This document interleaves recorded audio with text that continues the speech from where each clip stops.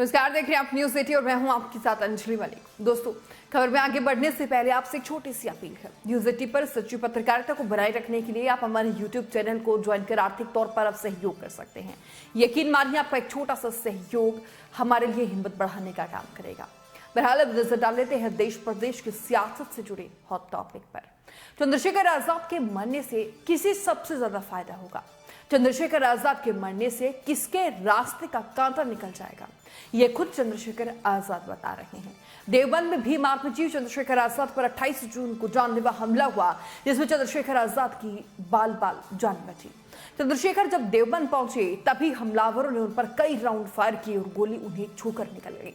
एक तरफ जहां इस गोलीकांड के बाद उत्तर प्रदेश की सियासत तेज हो गई है, वहीं कई सवाल भी खड़े हो रहे हैं।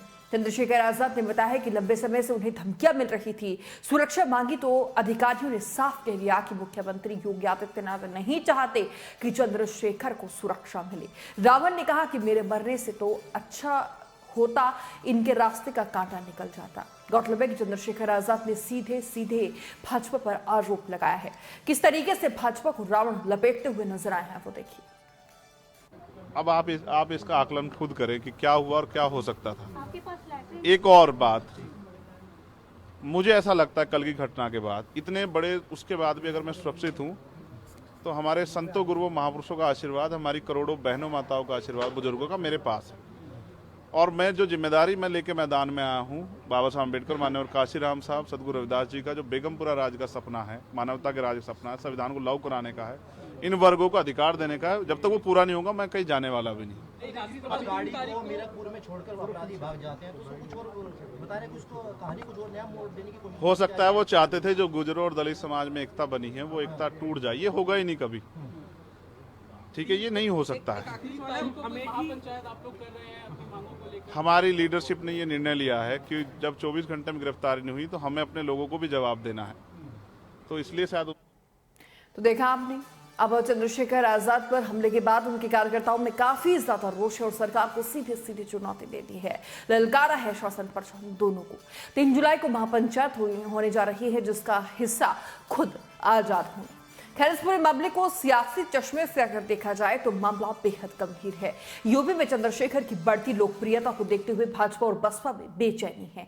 शक इसीलिए भी और भी ज्यादा गहरा हो जाता है क्योंकि दोनों में से किसी भी एक ने एक शब्द जो अपने मुंह से नहीं कहा, ट्विटर पर एक भी ट्वीट तक नहीं किया। दोनों ही दल चुप्पी साधे हुए हैं। मायावती का आजाद के लिए कुछ न लिखना उनके समर्थकों को अब भा नहीं रहा है। जब राहुल के समर्थकों से ये सवाल पूछा गया तो उनका कहना था कि भैया, पब्लिक सब देख रही है। दरअसल भीम आर्मी चीफ पर हुए हमले को लेकर देश भर के नेताओं ने नाराजगी जाहिर की है और उत्तर प्रदेश की कानून व्यवस्था पर जमकर निशाना साधा है। वहीं दलितों की राजनीति करने वाली बसपा सुप्रीमो और बीजेपी ने इस घटना पर कोई भी जो प्रतिक्रिया है वो नहीं दी है। इसे लेकर देश भर के नेता हैरान हैं। अब लोगों का आरोप है कि मायावती जो है वो भाजपा सरकार के इशारे पर काम कर रही है। राजनीतिक जानकारों की अगर बात माने तो मायावती और भीम आर्मी प्रमुख दोनों ही नेता दलित पिछड़ों की बात करते हैं। अब बड़ा सवाल यह है कि आखिर मायावती और सीएम योगी आदित्यनाथ का इस हमले के बाद एक भी ट्वीट सामने क्यों नहीं आया? ऐसे में लोग मान रहे हैं कि भीम आर्मी चीफ चंद्रशेखर आजाद मायावती और भाजपा के लिए वेस्ट यूपी में भविष्य में खतरा वो बन सकते थे।